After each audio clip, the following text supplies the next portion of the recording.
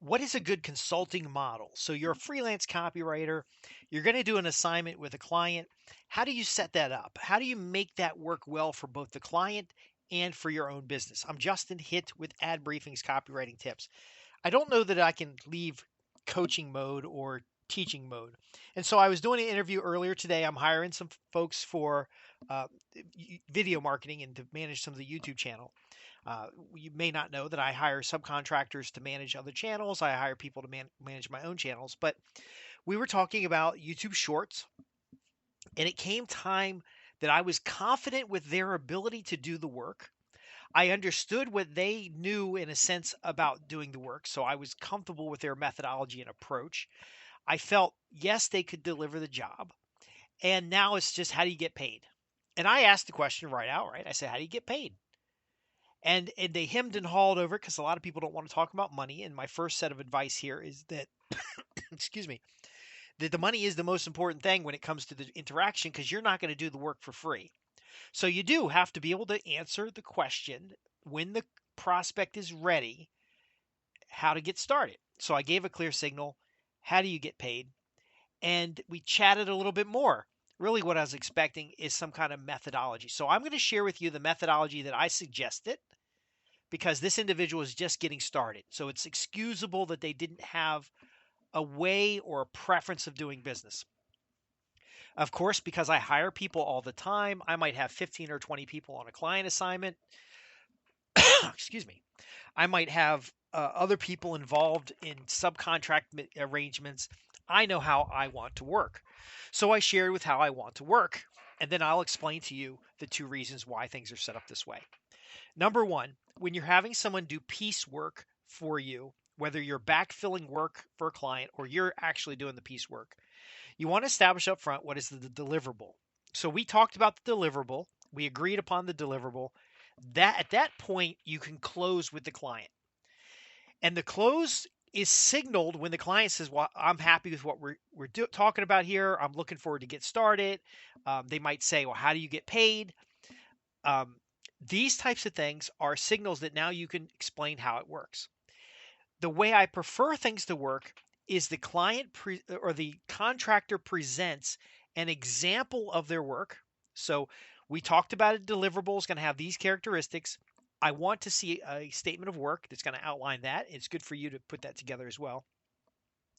And then at the end, they're going to give me a sample. So I ordered 4 units of work. It doesn't matter whether it's shorts videos or sales letter or email newsletter or something like that. They got a package together, which is great. You always want to be selling packages, not individual things.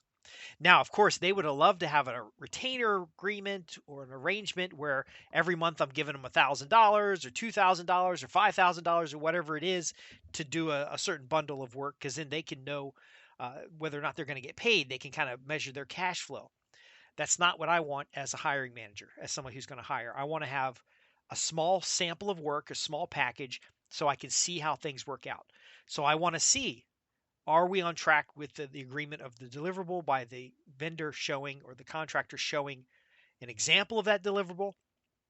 And then on the other side of that, I would like to receive an invoice at that time, but I only pay 50% of the invoice because there are remaining deliverables to produce. And then once those are produced, before they publish the material or before they deliver the master, they would receive the full payment. And so, from a contractor's perspective, you want to get all your money as early as possible. And from the hiring manager's perspective, they want to pay the money as slow as possible. And the reason it is that way is because if you show a good example, and then the last 3 pieces of work, so let's in this case it's 4 shorts. I want to see a short. If I like it, they can produce the rest of the shorts. But if they produce the remaining shorts and they're not as good a quality as the original short, because I haven't paid the full amount of the invoice, I can then say, hey, make it better. And then once I pay the full amount of the invoice, you might be concerned that they're not going to deliver the deliverables. But I've already seen the deliverables, and I didn't say anything about watermarking them, but you can watermark the deliverables. Um, but I will be confident that I'm getting the work that's applied there. I could also pay 50% of the remaining balance, and then the balance paid in full after they load the videos online. But it doesn't matter if these are email messages. I hired somebody for 12 email letters. So in ad briefings, you may notice that there's a lot of content that's actually in a British English versus a American English. So the Z's or S's in some cases. That content was produced by a writer. I hired a writer. He was a newsletter subscriber. I hired him for 12 episodes. Same thing. He gave me an outline of all 12, kind of an editorial calendar with the big idea of each of the 12 articles. I approved that. He wrote one article, and when I approved that, I paid 50% of the total amount of what is going to be spent. And then as he delivered the remaining items in packages of 4, because I don't want to get these piecemeal and have to work back and forth. So the remaining items in packages of 4, I paid another progress payment until all 12 articles were done. And by the time he delivered the 12th article, he had the 12th payment. Now, what this does is it reduces his risk. Now, because he's dropping them in bundles of 4, that's actually 3 drops. So the first sample plus 3 is the first drop, a quarter of the payment. 4 more, quarter of the payment. 4 more, quarter of the payment. And then the last drop is the remaining balance. Do you see how this protects the contractor? Because if the contractor doesn't get their first payment, they haven't written 12 articles. I know a lot of you guys out there are writing 12 articles and then not getting paid. I hear it. You guys complain about it. That's why I'm recording this, so you can know a better system. And there are other ways of doing it. You can set up a retainer, you can set up other things, but that initial interaction with the contractor, literally, I today interviewed this guy. I had only been going back and forth on email. I asked him about his methodology. I asked about what tools he's using. I showed him my stats. I showed him what works and what doesn't for me. I asked about, will he be doing keyword research? Will he be using tools to determine engagement in the video? All kinds of details that when I get hired to do that kind of stuff for clients, and the way I model everything here is in-house publishing. I'll hire students, I'll hire people in offshoring. But when I do stuff with clients, I've already vetted like a bunch of people. And then I take the best of who's done work for me. And those are my contractors when I work for a client and do client work. And then I hire in pairs for client work. So if I'm doing client work, I'm going to have 2 people doing video shorts and 2 people writing articles in case one of them messes up. The other one gets more work. And then we're more stable. That's another model we can talk about at another time. But the bottom line of what we're describing here is a means for you to get paid and for me as a hiring manager to get the work done. Now, again, ad briefings, we go behind the scenes because we're talking about the business of copywriting. As you move from freelance copywriter to marketing agency, you're going to add more people on staff, but we don't want to add full-time people on staff until we vetted them, until we have enough incoming work, until we can ultimately keep that relationship going in a way that's going to please our clients. So this engagement where you're having them provide a sample, it's not necessarily spec work because I think they probably have an hour, maybe 2 hours invested in the whole project by the time they show me that first piece. And that first piece is necessary because it gives me confidence that they can actually do the job. Because we can talk on the phone all day, and there's no way of knowing that the job can actually be done until we see a sample. So for a freelance copywriter, this could be an outline of the sales letter, including the key talking points that are going to be covered that were based on the initial discovery call or interview. Literally your notes for doing this job. And then a client can say, okay, that looks good. Write the whole sales letter. Here's a 50% deposit. Now, for some cases, when I'm working with clients and it's a $15,000, $20,000 job, they do have to put up 50% of it. There's no dollar down and pay as you go. There is a 50% deposit up front. So I use the same model even with myself. I find it works very well. And so I'll get all that money up front, and then I can start my contractors with the client's money. And that's really how we go from freelance copywriter to marketing agency. Agency as in ability to scale, agency as ability to gain passive income as a copywriter or marketer. Now you can start focusing on all your time on getting the clients, but you do need to have this consistent flow of what we call the back end. So when my organization works as a back end to another agency, we are providing video shorts and marketing strategy and keyword research and commission content reports and sales letters and other things that the original copywriter who got the job may not be able to fulfill because it's a $35,000 job, it's a $100,000 job, and they alone would not be able to write that content and keep their pipeline going and deliver in a reasonable amount of time because they're just one person or maybe one person and a virtual assistant. So why the reason I'm sharing with you this methodology for hiring people and also sharing with you the perspective of a hiring manager is because you need to be familiar with this in order to be a really good contractor. A contractor that comes to me and says they want 100% up front without showing me any sample work, without a solid portfolio, without at least an outline or a statement of work describing the approach, that's a huge red flag. That's a risk. If I said to the person, "Hey, I'm looking to get started. What do we do? How do you get paid?" and they didn't have a decent answer, then that's another red flag. If they're not using a platform, in this case, the person was using a Stripe account, but they could be using PayPal. They could be, a merchant account. They might have a product on their website. There's a lot of ways to get paid. If they don't have a way to get paid, then they're not business oriented, and that is a red flag. In the case of a lot of contractors I work with, they want an hourly rate, or they want a per word rate, or they want a per video rate. And that is not as valuable to me because I have to translate that into project rates on my side. And the reason it's not as valuable to me is because um, it commodifies what they're doing rather than hiring for outcomes. Now, don't get me wrong. If somebody wants $50 a video or $20 a video or $5 a page or something like that, and it fits into the overall outcome of what we're doing, especially for in-house work, I will hire them and then I'll on my side do the work to translate project rate to or value rate to what I'm paying them because again, I'm always hiring for less than I can make from the resource.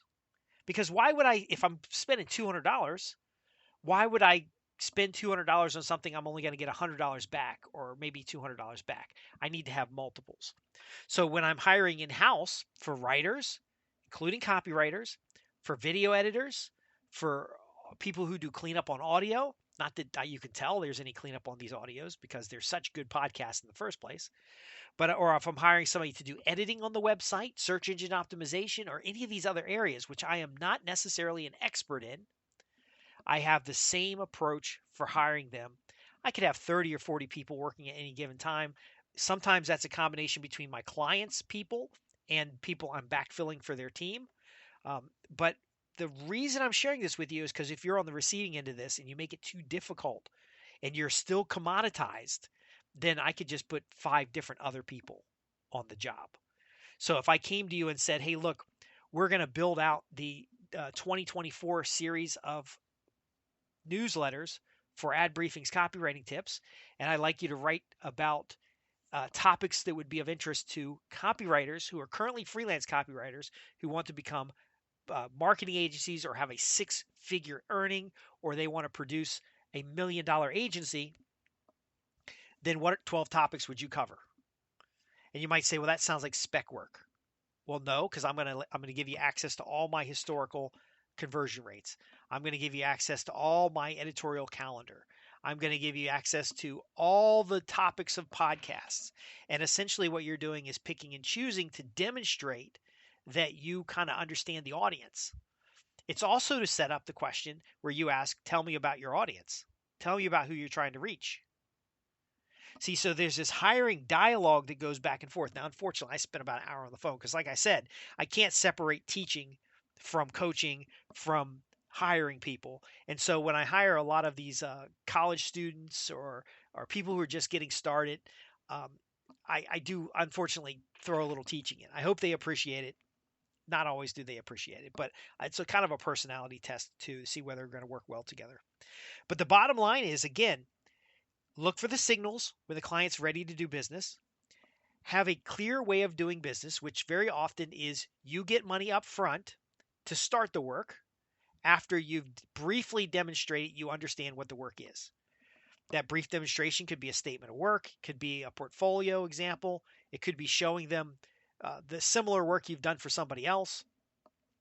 And then once they commit, then you deliver a bundle of work in which you receive some kind of progress payment or the remaining balance before you release the originals. So I mentioned watermarked videos. If somebody's doing some shorts, you can put some watermarks on it. You can show the watermarked videos. The client approves it.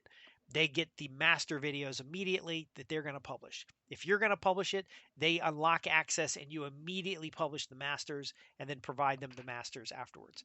If it is a copywriting assignment, maybe you provide them a PDF preview, and then when you're ready to do the final deliverable, you're giving them a Word document or a Google Docs that they have full access to and, of course, can extract that to their own environment.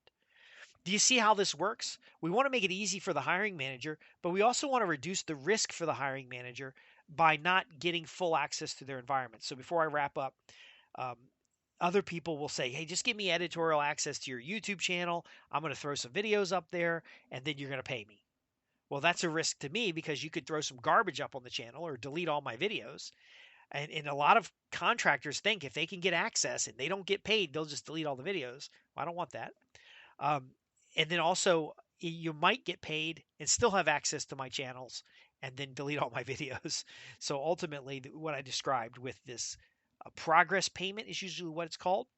Um, you're safe, I'm safe, we get work done. And then if that goes all smooth and the test criteria is met, then I am very happy with continuing to do business with people. Very often I'll find individuals that specialize in a certain area and I will go look for customers for them. I will go find clients in the marketplace because if I got two or three really good copywriters and I got two or three really good video editors, I want to keep those people busy through my organization so that if I have in-house work that needs to be done, I'm going to get more favorable rates. I've had clients that I'm serving and I'm making 100, 200K from the client. And then I've got maybe one contractor who's getting 60K of that. Now, it's a whole different discussion elsewhere about how much I'm willing to pay people in-house versus out-of-house, how much I'm willing to pay for client work versus what I'm charging for client work. That's a whole different discussion. But the key is when you find good people, you want them to fit within a model of how everybody's getting paid. You want to make sure your deliverables are consistent so that you get them. And then you want to make sure that you're getting paid. I'm Justin Hitt with Ad Briefing's Copywriting Tips. And we talk about how the business of copywriting, how to go from a freelance copywriter who's sometimes struggling and having a lot of gaps to a collaborative environment that has agency over the outcomes for you to have $1 million organization. To the outside world, it looks like a marketing agency, but on the inside, it still retains the lifestyle of being a freelance copywriter. It retains the freedom and creativity that you love, but it also delivers passive income because you're now working with other people. So you become both a hiring manager and a contractor, and ultimately transform words into customers. Visit us at www.adbriefings.co.uk to ask your questions. There's a lot of free reports and resources available on that site. You can also join our newsletter. I'm looking forward to hearing from you. Again, I'm Justin Hitt with Ad Briefing's Copywriting Tips, and this has been about how to hire and how for you to get hired.